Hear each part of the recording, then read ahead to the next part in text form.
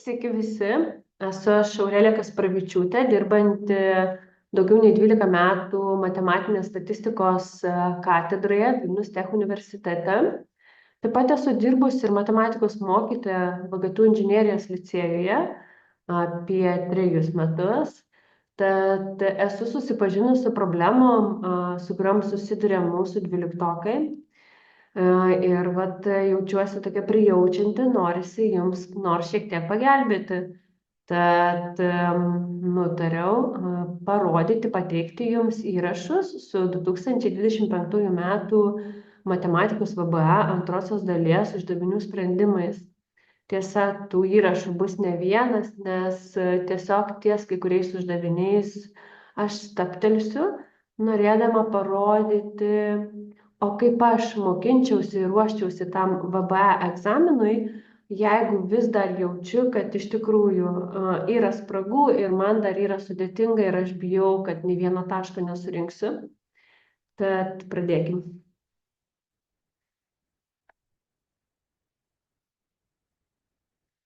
Na ir kaip jau sakiau, spręsime 2025 metų matematikos VBA antrosios dalies užduotis. Ir pirmoji užduotis, kuriai nereikia sprendimo, kuriai reikia pateikti tvarkingai atsakymą ir teisingą atsakymą, kad gauti tašką, yra štai tokia: nustatykite P reikšmę, su kuria lygybė yra teisinga. Matau, kad tiks reikšmės teigiamos, vadinasi, šitoje 4 laipsnio šaknyje neturim traukimo iš neigiamo skaičiaus, kas yra gerai. Aš gavusi užduotį, pirmiausia, nepulčiau jos spręsti,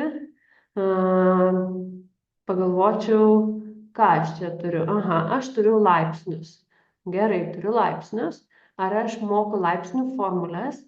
Jeigu nemoku laipsnių formulių, tada keliauju prie formulių rinkinio, kurį mums yra pateikę internete, tai yra matematikos valstybinio brandos egzamino formulių rinkinio.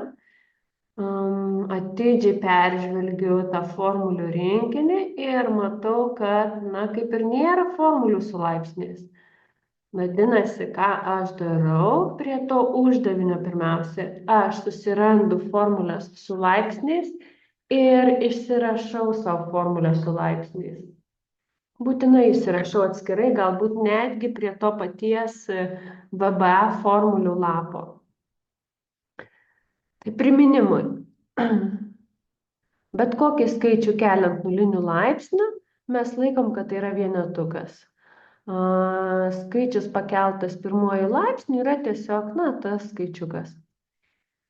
Toliau, jeigu jūs turite tam tikro, tarkim, m-tojo laipsnio šaknį, tai prisiminkime, kad šaknis irgi yra laipsnis, tik tiek, kad trupmeninis ir šaknies laipsnis nurodo trupmenos vardiklį. Toliau, laipsnių formulės, jos iš tikrųjų skirtos daugybai, dalybai, tad jeigu gaunate kažkokią atimtį, sudėtį, tai jau žinot, kad reikia kažko papildomai, kažkaip kitaip suktis iš padėties. Jau vien laipsnių formulės nepadės. Na ir viena iš tokių sandaugai skirtų formulių yra, jeigu mes turime laipsnius su vienodais pagrindais ir skirtingais rodikliais, tai tada tiesiog imame pagrindą, perrašome ir laipsnius sudedame. Beveik labai viskas panašiai yra dalybai, tiesiog rodikliai yra atimami. Toliau, jeigu aš turiu skaičiukus, tokius laipsninius, tai yra pagrindai, kaip matot, skirtingi, o rodikliai vienodi, tai tada sudauginu pagrindus, rodiklius perrašau. Dalybai tas pats, tik tiek, kad dalinam.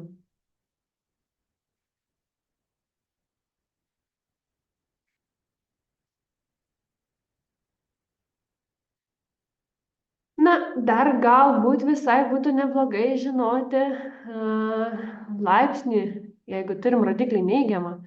Tai yra, pavyzdžiui, jeigu aš turiu skaičių a pakeltą laipsniu minus m, tai yra tas pats, kas trupmeninis skaičius vienetas iš a m-tuoja. Tai yra laipsnis keliauja į trupmenos vardiklį, o rodiklis pavirsta teigiamu. Arba galima užrašyti ir taip, tiesiog, jeigu turiu trupmeną, tai imu jos atvirkštinį variantą ir tada jau imu teigiamą laipsnį. Na, manau, tiek formulių su laipsniais turėtų jums pakakti. Ir tik tais tada, kada aš pasižiūriu informaciją su atitinkama tema, kurią pamatau pirmame ar kažkelintame uždavinėje, tik tais tada aš keliauju spręsti to uždavinio. Na ir matau, kad norint išspręsti šį uždavinį, jūs galite pritaikyti štai šią, tai yra šaknį paversti į tiesiog laipsnį ir štai šią savybę sudaugyti laipsnius su vienodais pagrindais. Taigi gausime x kubu kart x1/4, štai paverčiau ketvirto laipsnio šaknį į laipsnį su trupmeniniu rodikliu. Tada pagrindai vienodi, vadinasi laipsniai sudedami. Tai yra rodikliai, reiktų sakyti rodikliai sudedami. Ir gauname rodiklyje 3/1/4, ko pasekoje dėliojant puzlę aš matau, kad mūsų P ir turėtų būti tiesiog įrašyta į atsakymą 3/1/4. Galite pateikti atsakymus tiek mišriąją, tiek netaisyklinga trupmena. Na, nebent egzaminuotojai ties užduotimi jūsų paprašytų pateikti kitaip atsakymą, tai būkime atidūs. Tačiau jeigu neprašo, iš tikrųjų legalus atsakymas ir mišrioji trupmena, ir netaisyklinga trupmena. Na va, keliaukime toliau. Toliau sutiku antrą užduotį. Panaikinkite iracionalumą trupmenos vardiklyje. Na tai pirmiausia vėl, jeigu aš turiu tam tikrų spragų, jaučiuosi nestabiliai prieš tą egzaminą, aš vėlgi sustoju ties uždaviniu detaliau ir galvoju, gerai, kas yra iracionalumas? Tai pirmiausia prisimenu, ką reiškia iracionalūs skaičiai, kad tai yra šaknys, kurios neišsitraukia, tai yra, kurias ištraukia negaunam sveikojo atsakymą. Toliau, kas yra vardiklis? Nu, vardiklis yra trupmenos apačia. Ir jau tada aš bent jau žinau, kas kur randasi. Tai jeigu manęs prašo naikinti iracionalumą, tą iracionalumą aš matau ties šaknim iš dviejų. Ir man jau tada bent jau aišku, ko čia iš manęs nori, kad neliktų to šaknies iš dviejų vardiklyje. Be abejo, aš pasivartyčiau detaliau ir pasiieškočiau, kaip yra naikinamas iracionalumas, jeigu šioje vietoje turėjau kaip ir žinių trūkumą. Tai ką aš daryčiau? Aš pavyzdžiui prisiminčiau, o kaip aš naikinu iracionalumą tokiais, žingsniukais, tarkim, turiu tik pi šaknis iš dviejų, tai ką tada daryti? Aha, pirmiausia, prisimenu, kad trupmena nesikeičia, nes mums reikia nepakeisti atsakymo, kaip ir vertė pati galutinė skaičiaus, tai turi būti ta pati. Aha, galvoju, vadinasi, man trupmeną reikia pertvarkyti taip, kad iš tikrųjų gaučiau tą pačią vertę. Tai trupmena nesikeičia tik tada, jeigu aš dauginu šaknį, jeigu aš dauginu vardiklį ir skaitiklį iš to paties skaičiaus. Tada prisimenu, kad kvadratinė šaknis dings, jeigu aš padaugysiu iš jos pačios. Galima taisyklės susižiūrėti, susirašyti, kad tarkim, jeigu aš turiu n-tojo laipsnio šaknį iš a n-tojų, tai gaučiau dydį a. Na, iš tikrųjų, priklausomai nuo to, ar n pas mus lyginis ar nelyginis, reikėtų užrašyti vis dėlto a į moduliuką. Bet jeigu a teigiamas, tai moduliuko nebus. Jeigu a neigiamas, modulis panaikintų ženklą. Tai šita dalis skirta su moduliuku, jeigu mes turime lyginius laipsnius, lyginis n. Na ir reikėtų imti tiesiog a ir visiškai nesvarbu teigiamas ar neigiamas tas skaičiukas, kai n yra nelyginas. nes keliant neigiamą skaičių nelyginių laipsnių, juk minusiukas išlieka. Tai jeigu prisimenam tokias šaknies kaip ir taisyklės, kažkokias, na, va tokia šaknies taisyklė, tai žinome, kad norint, jog šaknis iš 2 dingtų, reikia iš jos pačios padaugyti. Ir šaknis iš 2 kart šaknis iš 2 mums tiesiog duoda 2. Tai va tokiu būdu ir dingo šaknis iš 2 vardiklyje. Be abejo, čia jūs turite sudėtingesnį variantą. Tai yra tais atvejais, kai pas jūs yra vardiklyje, jeigu prašom naikinti vardiklyje 2 narių skirtumas ar sudėtis, ir reikia panaikinti kvadratinę šaknį. Neužtenka tiesiog imti ir padauginti iš to šaknies skaitiklį ir vardiklį, nes pasižiūrėkim, ką gausim. Jeigu aš padauginu iš šaknies iš 2 tiek viršų, tiek apačią, tai mes iš tikrųjų gauname šaknis iš 2 kart šaknis iš 2 2, bet -1 kart šaknis iš 2 vis tiek išlaiko tą šaknį. Tai taip daryti negalime ir tenka pasiieškoti papildomų minčių, papildomų formulių padedančių panaikinti antro laipsnio šaknį, jeigu aš turiu 2 narių skirtumą arba sudėtį. Tai tokios formulės būtų greitosios daugybos formulės ir konkrečiai a kvadratu minus b kvadratu. Tai yra, jeigu aš kelčiau kiekvieną narį atskirai kvadratu, tai tada šaknis savaime aišku dings, antro laipsnio šaknis. Ką tai reiškia? Tai reiškia, kad man tiesiog reikia vietoj a minus b, kur mano a gali būti šaknis iš 2 b1, gauti a kvadratu minus b kvadratu. Vadinasi, aš, žinodama, kad trupmena nesikeičia, jeigu dauginu ją iš to paties skaičiaus tiek jos viršų, tiek apačią, tai yra tiek skaitiklį, tiek vardiklį, žinodama tai, aš tiesiog imu ir dauginu iš to paties, galima sakyti, nario tik su pliuso ženklu. Tai pataisykim. Tai su pliuso ženklu.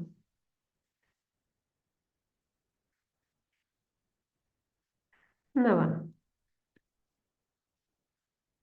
Dabar vardiklyje mes ir gaunam a kvadratu minus b kvadratu formulę, šaknis kvadratu, šaknies tada nelieka, tarsi tai galim galvoti.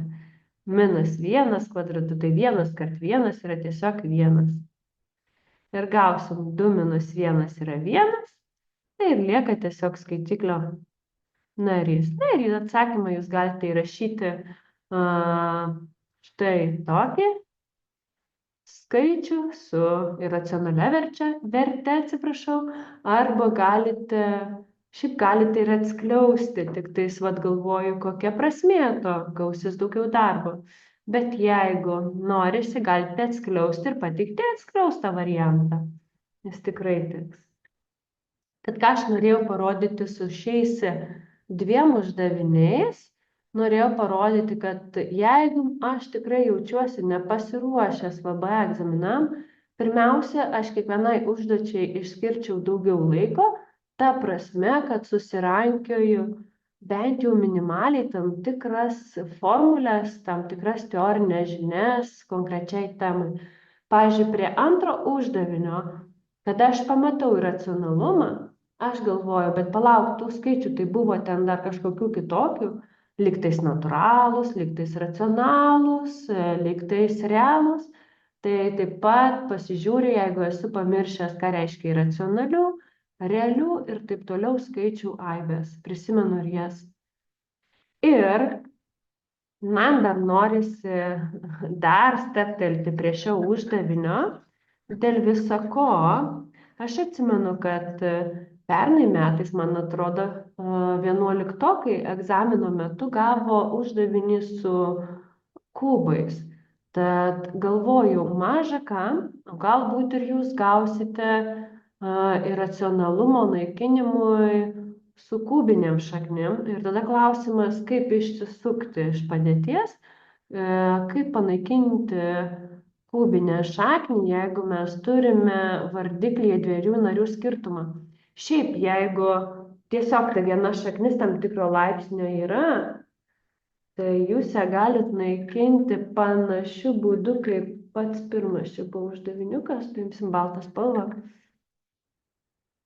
Ai, pieštuką reikia parinkti. Na va. Tai, tarkim, mes turim trupmeną A padalintą iš n-tojo laipsnio šaknies iš B. Va, štai tokia. Tai mastom taip, jums juk reikia, kad būtų po šaknį B n-tuoju tas pats ir B laipsnis, rodiklis, tam, kad šaknies laipsnis nepasinaikintų. Tam, kad šaknies laipsnis pasinaikintų, tad imu štai čia n-tojo laipsnio šaknį iš nario bn-1. Nes jeigu b padaugysiu iš b n-tuoju -1, tai gausiu, kad tas -1 dingsta ir lieka b n-tuoju. Tai galite tarsi naudoti štai šią formulytę. Tačiau jeigu mes turime narių skirtumus ar sudėtis, jau viskas mums tenka taikyti tas greitosios daugybos formulės ir jeigu jūs turėtumėte štai čia kubinio laipsnio šaknį iš 2, tai taikykite formulytę su kubais. Šiaip jinai yra pas jūs formulių lape, tad jos mintinai mokėti nereikia, tačiau vat kvadratinės visokias, su kvadratiniais laipsniais greitosios daugybos formulės teks jums mokėti. Na ir jeigu čia yra minusiukas, tai turėsim taip, a kubu minus b kubu yra a minus b kart a kvadratu plus ab ir plus b kvadratu. Tai va tada taikykit šią formulę ir apatinį narį, tai yra vardiklį, va jūsų čia vardiklis yra, kaip matot, tektų padaugyti papildomai iš štai tokio trinario, tiek viršų, tiek apačią. Tad pasižiūrėkite ir tokius variantus. Keliauju toliau. Jūsų prašo trečiajam uždavinėje suprastinti reiškinį su tangentu. Na ką, ir vėl gavau trečią uždavinį su tangentai, žinau, kad tai yra trigonometrinės funkcijos ir vėl puolu pasižiūrėti bent jau kažkokių pagrindinių formulių. Tai vienos formulės jums yra duotos formulių lape, štai jūs matote trigonometrinių formulių. Pertvarkiams, lentelė, jeigu skaičiuotuvas neskaičiuotų tiksliai tam tikrų laipsnių, lygties sprendimas, na ir viskas. Tai ką aš papildomai, bent jau minimaliai mokėčiau, papildomai žinočiau, kad sinus kvadratu alfa plus kosinus kvadratu alfa yra lygu 1. Toliau, kad sinusas nuo minus alfa minusiuką išlaiko, išmeta į priekį, nes tai yra nelyginė funkcija. Kosinusas minusiuką suvalgo, nes tai yra lyginė funkcija. Tangentas yra gaunamas iš tiesų sinusą padalinus iš kosinuso, ko pasekoje lyginumui arba nelyginumui galima iš tikrųjų išnaudoti sinuso ir kosinuso lyginumą arba nelyginumą. Tai yra iš čia seka, tai štai jau nebūtina žinoti, svarbu tada žinoti šitą dalį ir šitas dalis. Arba vis dėlto atsiminti, kad tada tangentas minusiuką išmeta į priekį, nes tai yra nelyginė funkcija. Na va, bent tiek žinoti. Su redukcijos formulėm galima išsisukti. Štai čia yra alfa plus 5pi. Tai jeigu aš ten nieko neatsimenu, jei atsimenu, tai labai gerai. Pavyzdžiui, jeigu atsimenat, kad prie alfa pridėjus 5 pi, tai yra pi, 2 pi, 3 pi ir taip toliau, prie pi, jeigu stovi netrukmeninis skaičius, sveikas skaičiukas, tai tangentas jis ir išlieka tangentu. Tai jeigu tą mes atsimenam, labai gerai, o greičiau uždavinį sprendžiam. Bet jeigu neatsimena, jei nepamenu, kad pavyzdžiui tangentas alfa plus 5 pi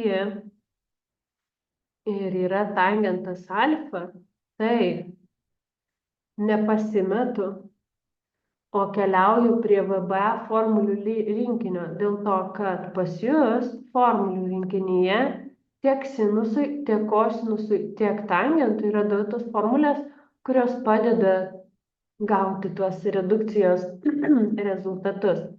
Taigi tangentas alfa plus beta, galima taikyti formulę šiuo atveju, tai yra tangentas alfa plus tangentas beta ir padalinta iš 1 minus tangentas alfa kart tangentas beta. Jūsų atveju alfa ir yra alfa, na, o vietoje beta stovi pas jūs 5 pi. Vadinasi, vietoj beta įsirašote 5 pi. Ir tada su skaičiuotuvu pasižiūrite, o kamgi yra lygus tangentas nuo 5 pi. Pastebėjimas būtų arba priminimas su skaičiuotuvu. Jeigu jūs ir norit rašyti 5 kart pi skaičiuotuve, tai pas jūs neturėtų būti įjungta funkcija dek, reikėtų radianai skaičiuoti. Bet jeigu pas jūs įjungta dek funkcija, tai tada vietoje pi nepamirškite imti 180 laipsnių. Ne 3,14, bet 180 laipsnių. Ir tada gautumėte, kad tangentas nuo 5 pi yra 0. Na va. Įsistatom ir gaunam tą rezultatą. Tai yra tangentas alfa plus 0, nes tangentas 5 pi 0, 1 minus tangentas alfa kart 0. Tai čia 0, o 1 minus 0 yra 0. Vadinasi, ką mes gaunam? Gaunam, kad ir lieka tangentas alfa.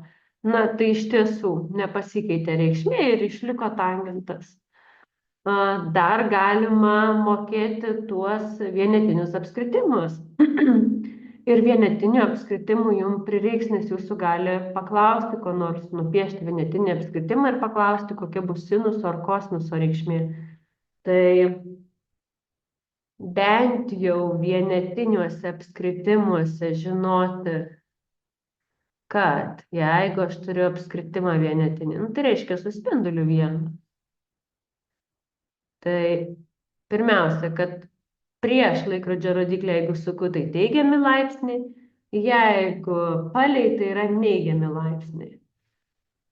Ir kad iš stataus trikampio tada atlikę skaičiavimus, gautumėm, jog taško x koordinatė yra ne kas kita kaip kosinusas nuo kampo, o taško y koordinatė sinusas nuo kampo, labai tiesiogiai be jokių užslėptų minčių. Tai yra x koordinatė ir yra kosinusas. Čia stovi kosinuso skaičiukai nuo kampo. Čia stovi sinuso skaičiukas, ne skaičiukai, o skaičiukas nuo kampo. Tai yra taip tiesiogiai, tai bent tiek žinoti. Na, o galima pasukioti, vietoje pasimti tangentas alfa plus 5 pi, tai pasimti, kad ir tarkim štai tokį kampą, ir tada sukti 5 pi, pasižiūrime, kiek čia kartų sukam ratu ir kur sustos mūsų taškas. Ir pastebėsime, kad reikšmė nepasikeičia, vis tiek gaunasi ta pati reikšmė. Tai patogu ir redukcijos formulės iš čia gauti, tačiau, kaip jau sakiau, priklauso nuo to, kiek jūs mokate. Papildomai aš pasiūlyčiau mokėti bent jau, jeigu jau nieko nemoku, tai mokėti vat, papildomai šitas formulytes ir redukcijos formulėms tiesiog išnaudosite VBA formulių rinkinį. Žinoma, yra gudrybės ir su skaičiuotuvu, tačiau vis tiek tam tenka atsiminti, kad tam tikros redukcijos, pavyzdžiui, sinuso pavirsta kosinusu arba išlieka sinusu. Arba atvirkščiai, kosinusas pavirsta sinusu arba išlieka kosinusu. Tai jeigu bent tiek atsimenat, tai gudraujat ir su skaičiuotuvu susižiūrite. Bet kitu atveju, tai vat, bent tiek išmokite. Ir toliau nepamirškit, kad egzistuoja formulytės VBA formulių lape. Ir tokiu būdu šitas uždavinys tampa labai paprastas, nes tangentas alfa plus 5pi ir yra tangentas alfa, o tangentas nuo minus alfa yra minus tangentas alfa. Dėl to mes gaunam plus tangentą alfa ir tai yra tiesiog 2 tangentai alfa. Na štai.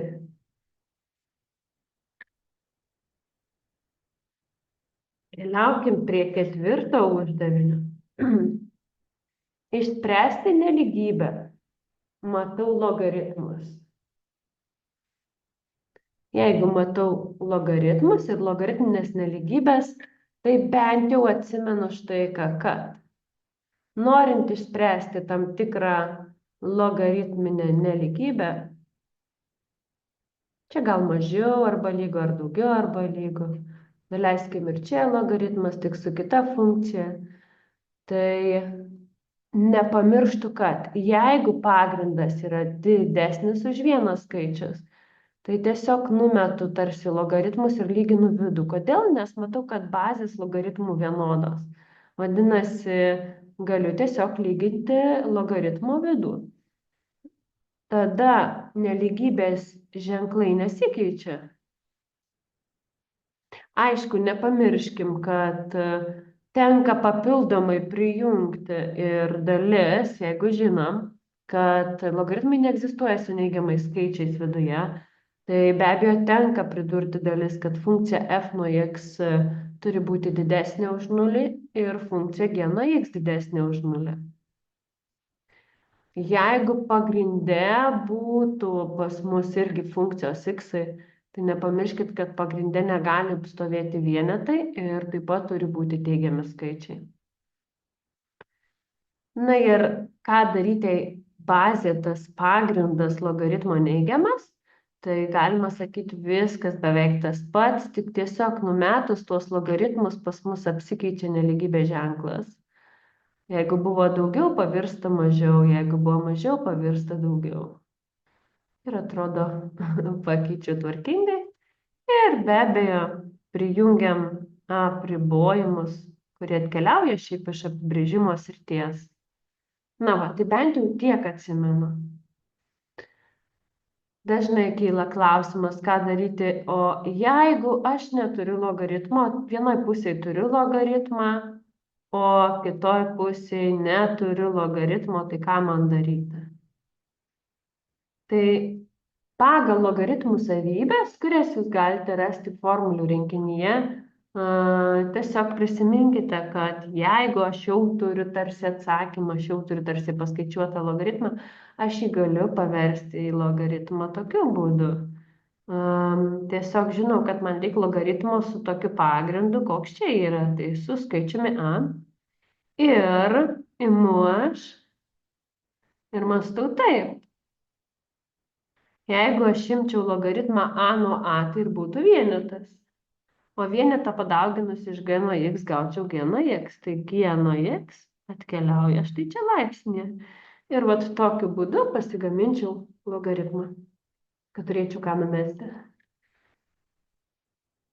Na ir dabar jau keliaujam prie jūsų tokio lengvučio, sakyčiau, varianto. Matome, kad pagrindas didesnis už vienetą, tai tiesiog tarsi logaritmus numetam, nes jie vienodi, su vienodais pagrindais turėjau omeny, ne jie vienodi. Ir toliau viduje be abejo turi skaičiai būti didesni už nulį. Na ir iš čia seka, kad gaunam x'us. Didesnius už nulį teigiamus, bet mažesnius už 5. Reiktų atsakymą intervalu pateikti, jeigu iš čia nematom, tai nepamirškim, kad mes galim savo palengvinti situaciją tiesiog atsidėdami skaičių tiesėje. 0 ir 5. Burbuliukai neužtušuoti, nes čia nėra lygybių. Toliau x daugiau už 0, tai matau, kad rodiklė rodo į dešinę pusę. Skaičiai didesni už 0 ir x mažiau už 5. Matau, kad rodikliai į kairę pusę sako, kad skaičiai mažesni už 5. Ir kur ta eglutė susidaro, ten ir yra mūsų intervalas. Vadinasi, atsakymas yra nuo 0 iki 5. Na tai be abejo, vėlgi patarimas tiems, kuriems sunkiau čia sekasi mokintis, kurie mato, kad reikia daugiau dar žinių, tai atkreipti dėmesį, kad atsiranda nelygybės. Ir taip pat tada sėdu ir prisimenu nelygybės, kaip surašyti intervaliukus, kaip spręsti vieną nelygybę, o kaip spręsti nelygybių sistemas. Keliaukime toliau. 5. uždavinys, po truputį mažinsiu patarimas. Nežiūriu, kad ilgai užtrunkam. Taip, ištrinkim.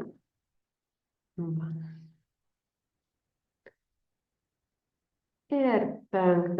uždavinys. Duota aibė, rasti aibę B, kuri yra aibių A ir I sankirta. Čia I yra racionaliųjų skaičių aibė. Ir prie šio uždavinio matau, kad reikia žinoti, ką reiškia racionalių, sveikųjų, natūraliųjų skaičių aibė. Būtinai prisiminkite, pasižiūrėkite. Toliau, ką matom, kad tenka prisiminti, kas yra sankirta, kaip skaičiuoti, prisiminti reiktų sąjungą. Ir aibių atimtis. Būtinai čia pasižiūrėkit. Dar rekomenduoju pasiieškoti uždavinių. Jų toli nereikia ieškoti. Yra VBA bandomieji arba prieš tai buvusių metų uždaviniai. Taip pat nukeliaukite ir į pirmą dalį, nes tokie uždaviniai buvo ir pirmoji dalyje. Pasižiūrėkite, prisiminkite, kaip skaičiuoti aibių sankirtas, sąjungas, kada jūs turite intervalus. Na ir pradėkime šį uždavinį spręsti. Tai dabar pradėsim nuo to, kad pirmiausia, sankirta. Tai reiškia tik tais tuos bendrus skaičiukus. Toliau, iracionaliųjų skaičių aibė. Tai atsimenu, kad iracionaliųjų skaičių aibė sudaro kažkokios šaknys, iš kurių neišsitraukia gražiai skaičiai, negaunam sveikųjų. Be abejo, eksponentė, pi skaičius, tie tokie neprotingi kažkokie skaičiukai, kuriuo aš nesuvokiu iki galo. Ir aibę A turim. Na ką, tai tada tiesiog galvoju, palauk, tai mano iracionaliųjų skaičių aibę sudaro šaknys, kur nesitraukia, tai čia tikrai nesitraukia. Pi skaičius irgi iracionalus, visa kita nėra iracionalu. Tai bendri elementai, sankirta, tai yra aibė B bus tiesiog šaknis iš 5 ir pi.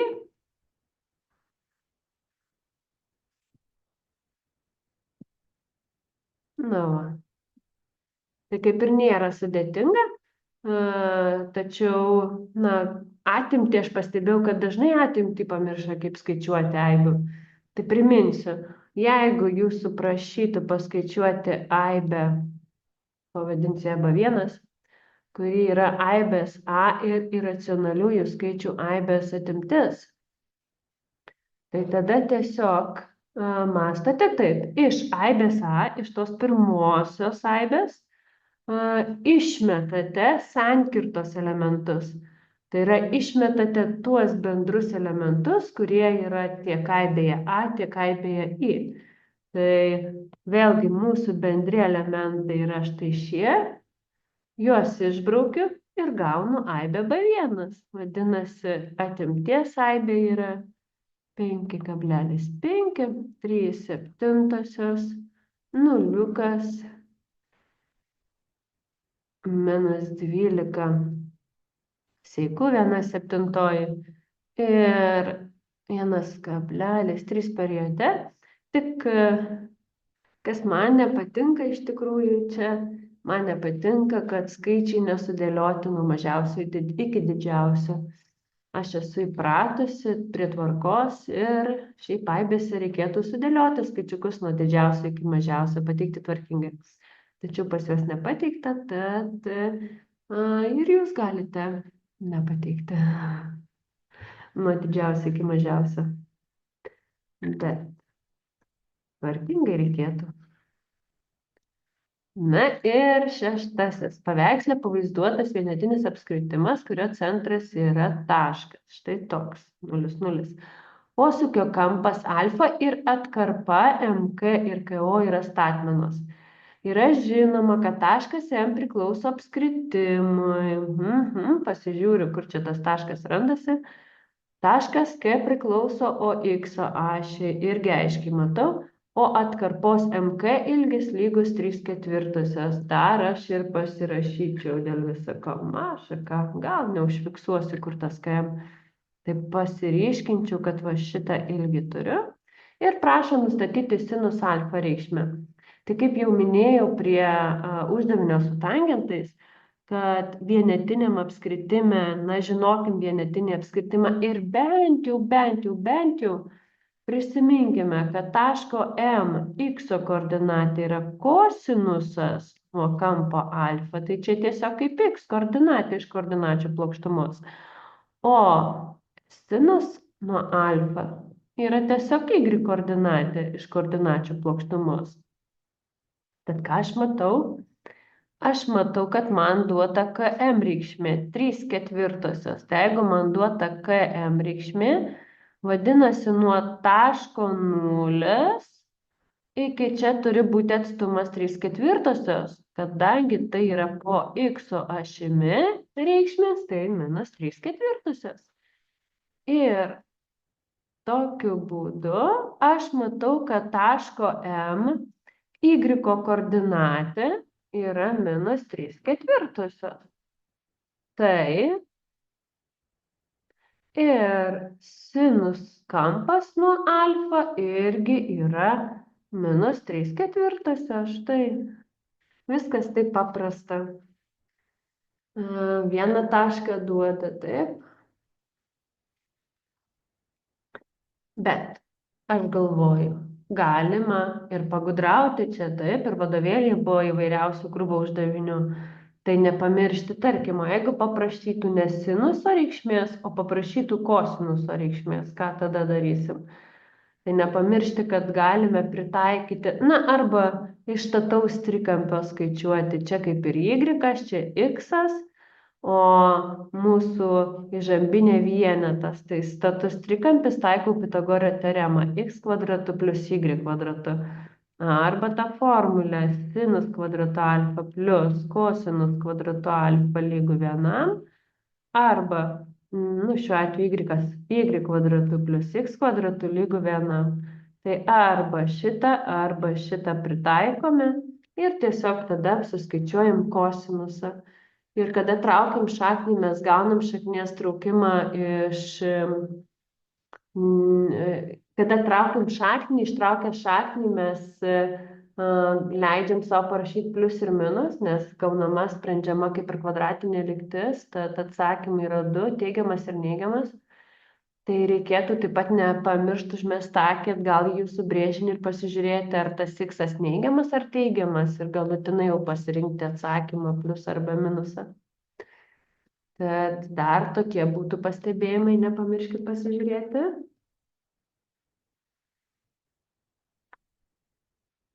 Keliaukim toliau. Septintas.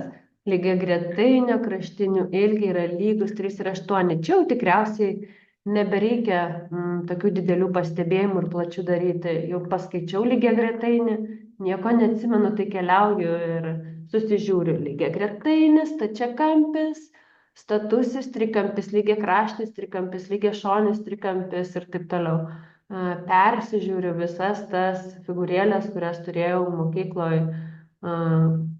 Nebepamenu nuo kurių klasių, kada čia viskas kaitaliojasi, bet tikrai jau nuo 5 ir klasės tikrai turėtumėm tam tikras figūras pradėti žinoti, viską susižiūrėti reikėtų. Na ir ką, lygiagretainių kraštinių ilgiai duoti, kampas duotas ir prašo apskaičiuoti vektorių B ir A skaliarinę sandaugą. Ką aš pirmą padaryčiau čia? Aš pasižiūrėčiau BA. Aha, tai rodiklį čia nukreipta. Toliau BC. Tai čia. Pirmiausia, pastebiu, kad mano vektoriai išeina iš vieno bendro taško. Jeigu taip, tai tada tiesiogiai imu ir taikau skaliarinės sandaugos formulę iš formulyno. Susirandu vektoriukus ir pritaikau skaliarinės sandaugos formulę. Be abejo, mes neturim koordinačių vektoriuose, tad taikome tą formulę su ilgiais ir su kosinuso kampu tarp vektorių.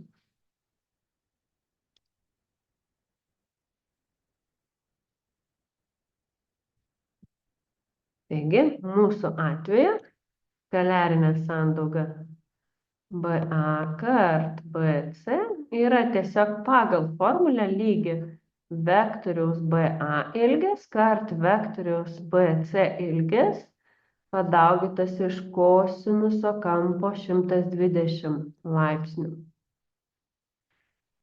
Tai dabar tiesiog, kampo B reikėjo parašyti pradžiai. Jaučiasi nuovargis.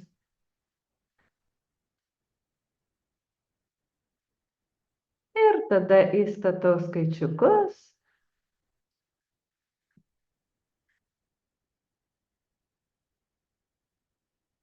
Pasižiūrim kosinusą 120 kiek yra. Minus 1/2. Ir tiesiog gausime atsakymą minus 12. Na gerai, ką norėčiau pastebėti dar trumpai prieš to uždavinio. O ką daryti, jeigu vektoriai neišeina iš vieno taško? Jeigu jums davė taip.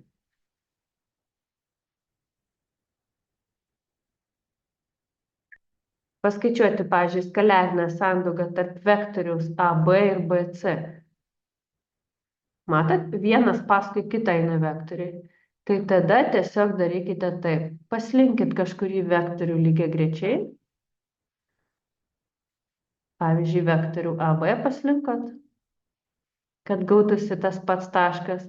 Ir tada skaičiuojate skaliarinę sandaugą tarp tų pačių vektorių, bet pamatote, kad kampas yra tiesiog gretutinis. Tai čia būtų kampas tarp vektorių 60 laipsnių.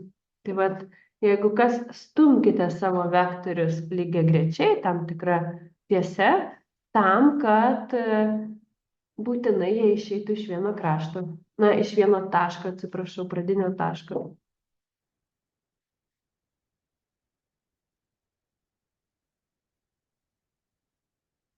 Aštuntasis uždavinys. Atsitiktinio dydžio skirstinys pateiktas lentele. Apskaičiuokite šio atsitiktinio dydžio matematinę viltį. Tai be abejo, šitiems uždaviniam jums yra duota formulė tiek matematinės vilties, tiek dispersijos apskaičiavimo. Atsitiktinis dydis, matematinė viltis tai vidurkis, dispersijos apskaičiavimas ir surašyta. Tai jūs kaip ir turite formulę, tik be abejo, ją reikia žinoti, kas kur randasi. norint pritaikyti. Tai P reikšmės ir yra štai šitie jūsų skaičiukai. Formulė XY reikšmės surašytas, tai yra šitie skaičiukai. Tai tiesiog taikom formulę ir dauginam 0 kart 825 plus 1 kart 16 125 plus 2 kart 39 125 plus 3 kart 54 125 ir plus 4 kart 8 125. Jeigu reikia, susivedat į skaičiuotuvą, jeigu norime mintinai, galim paskaičiuoti, nes bendras vardiklis matau vienodas, tai labai patogu. Ir gautumėm, užrašysiu aš netaisyklingą trupmeną, 288 125. Na ir paskui galite pasižiūrėti, kam patogiau, gal dešimtainę trupmeną atsakymą pateiksit, gal kažkam patogiau, tai pateiksite mišriosios trupmenos atveju. Bet kokį atsakymą be parinksit, svarbu, kad jis būtų teisingas. Tai manau, kad tikiuosi, vidurkį ir dispersiją tiesiog paskaičiuosite, jeigu duosiu jums atsitiktinio dydžio skirstinį pateiktą lentelę, tai aš tikiuosi, kad paskaičiuosit. Gali užtrukti tiesiog techninis darbas, bet formulytę, manau, mokėsite pritaikyti.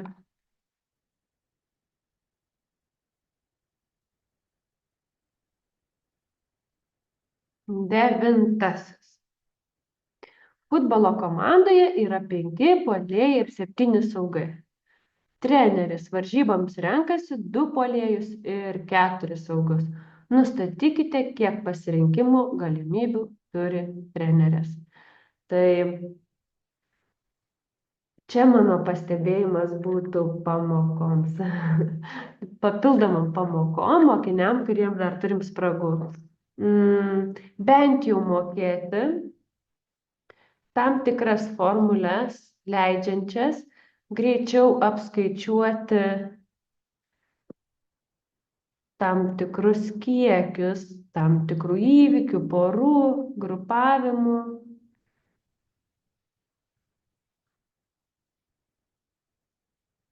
Kaip ir yra formulynuose, tik tais norisi, kad suvoktumėte, kur jos naudojamos. Tai vat apie šitas formulės šneku. Tai dabar kur jos naudojamos? Visos yra naudojamos elementų tam tikram kiekiui paskaičiuoti. Bet pirmoji naudojama. Jeigu jūs grupuojat, sodinat, kažką tai darote iš n elementų po n, tai va tiesiog įsiminkim, iš tiek pat po tiek pat. Jeigu aš rinkčiausi iš 5 puolėjų po 5 puolėjus, tai naudoti galėčiau iš 5 puolėjų tik skirtingą eilės tvarka, man reikia sudėlioti 5 puolėjus, tai rinkčiausi štai pirmą formulytę ir ją skaičiuočiau. Pirma yra antroji ir trečioji. Jos abidvi yra skirtos apskaičiuoti iš n elementų po k. Pavyzdžiui, iš 5 po 2 puolėjus. Tai klausimas, kada kurią rinktis. Atsakymas būtų toks. Jeigu aš matau, kad pas mane kažkokios poros, pavyzdžiui, koks nors Antanas ir Birutė, ir Birutė ir Antanas yra vienas ir tas pats. Man jokio skirtumo, pavyzdžiui, važiuoju į ekskursiją ir koks skirtumas eilėje stovi greta pora Birutė Antanas ar Antanas Birutė. Tai jeigu matau, kad tas pats, tai tada renkuosi tiesiog tą pirmąją formulytę. Bet jeigu tam tikros poros, aišku, čia nebūtinai poros galime būti ir 3 ir po 5 rinktis.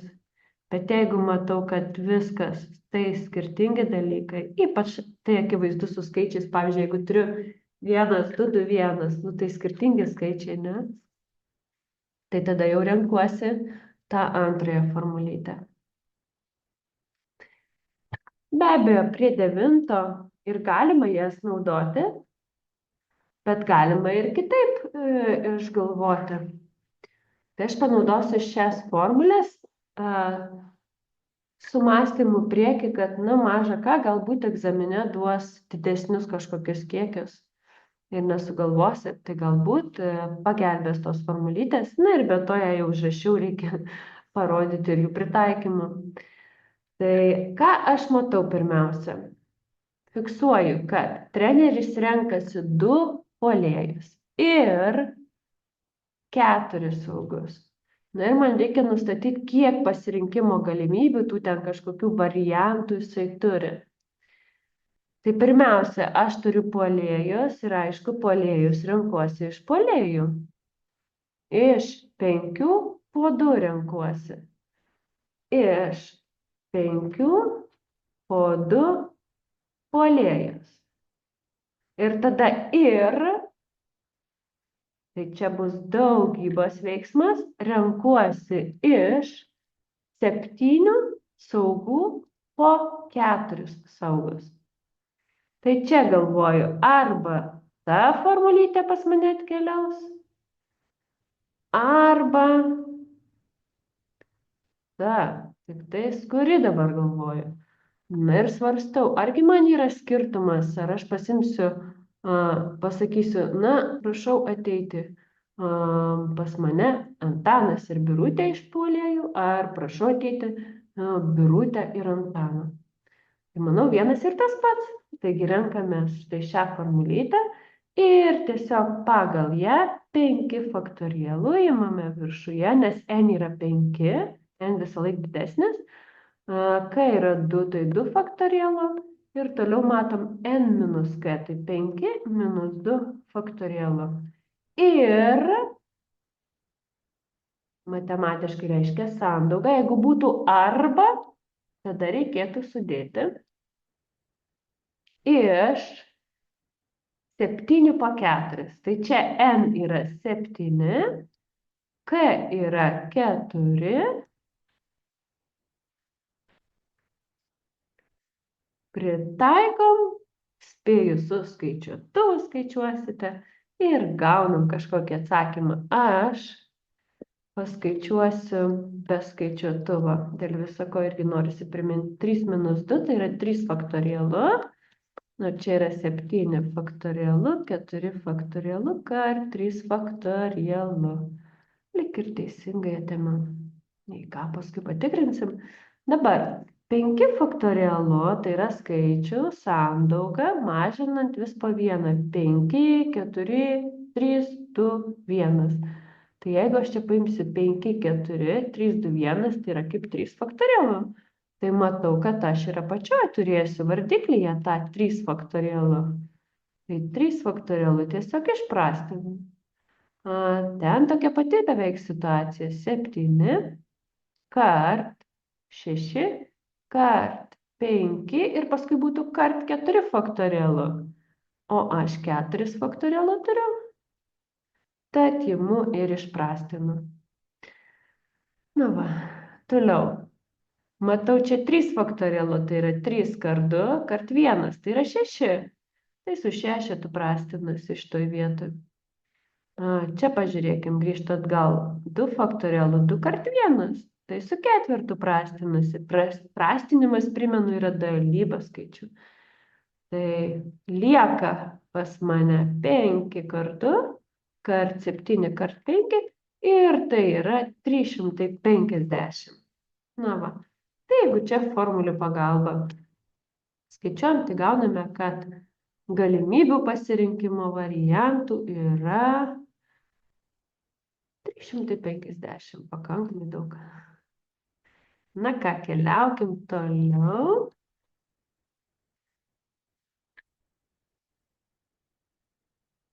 Ir imkime 10. 10 uždavinėje aš matau, kad jūs turite funkciją ir jos išvestinę, kurios apibrėžtos visoje realiųjų skaičių aibėje. Na tai kaip ir tolygios tikriausiai bus.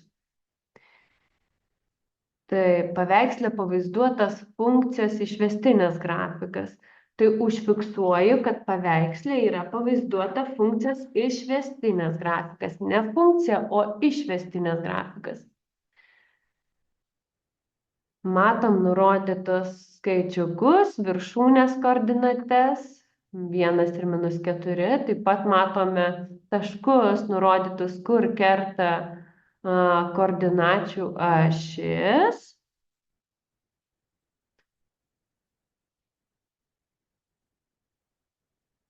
Taip, ir naudodamiesi funkcijos išvestinės grafikų, prašo mūsų nustatyti funkcijos intervalus. Nustatyti x reikšmių, intervalus, kuriame funkcijos reikšmės mažėja. Na, galvoju, aš daryčiau taip, jeigu ne viską iki galo prisimenu. Mokykloje jūs mokė nustatinėjant reikšmių intervalus, reikšmių didėjimo ir mažėjimo intervalus, mokė štai, kad ten, kur funkcijos išvestinės ženklas yra neigiamas, jūsų funkcija mažėja. Ten, kur teigiamas, jūsų funkcija didėja. Klausimas, kur ten, ką čia turime omeny, tai x ašyje jūs atidėdavote tuos taškus, kurie buvo jūsų kritiniai taškai. Tai yra tuos taškus, kuriuose funkcijos išvestinė lygi 0 arba neegzistuoja. Kažkokius tai taškus. Čia gal vienas kažkoks taškas, čia kitas taškas. Ir tie taškai visą skaičių tiesę tiesiog suskaidydavo į intervalus ir tuose intervaluose jūs tikrindavo ženklą. Tai iš tiesų jūs tą ir turite čia.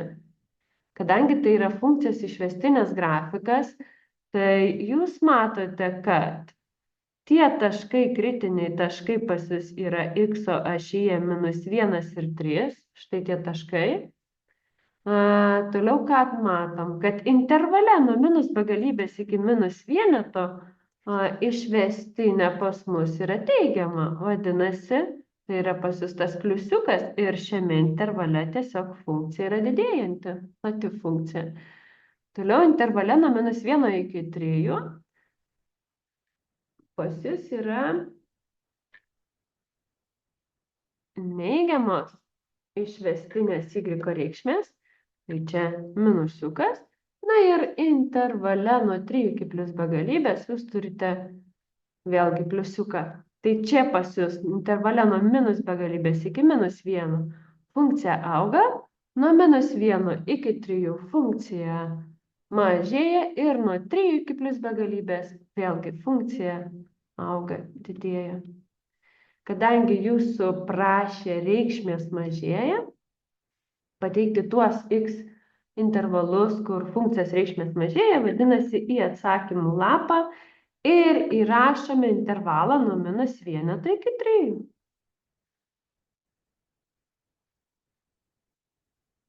Ir viskas, 10 uždavinys yra įveiktas. Tai nepamirškite pasispręsti uždavinių su funkcijomis. Tam galite vėlgi išnaudoti VBA uždavinynus arba realias užduotis, kurias ir pateikė Nacionalinė švietimo agentūra. Įrašą pabaigsiu 10 užduotimi ir keliaukite prie antrojo įrašo pailsėję, kurioje atlikinėsime kitos dalies uždavinius, kuriems jau reikia sprendimo. Iki pasimatymo.